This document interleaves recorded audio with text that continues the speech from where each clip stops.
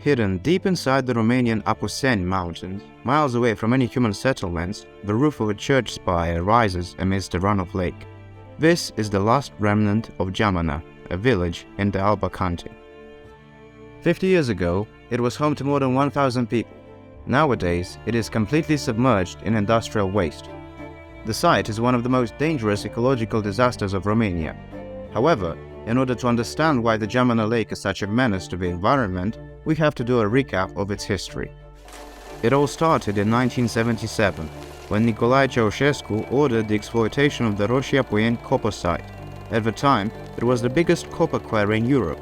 Due to the extraction process being highly wasteful, the workers had to find a way to dispose of the tailing. As a result, they chose to flood the nearby valley where the village was situated. The locals were evacuated and promised money and free housing. However, some of them refused to leave.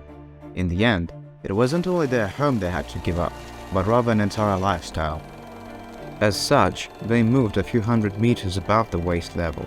A dam has been built to prevent the slurry from flowing further down the valley. The runoff lake slowly engulfed more and more of what was once a flourishing village. First, it swallowed a few houses. Then, as the years have passed, the slurry submerged almost all of Geamana, even the cemetery. After the fall of the Ceaușescu regime, the exploitation of the Roșia-Poieni quarry continued. Nowadays, all that's left of the former village is but the famous church spire that once stood tall above Geamana. Even so, the waste level increases by 1 meter per year, so in a decade or two, even this last vestige of the village will have been fully submerged in waste.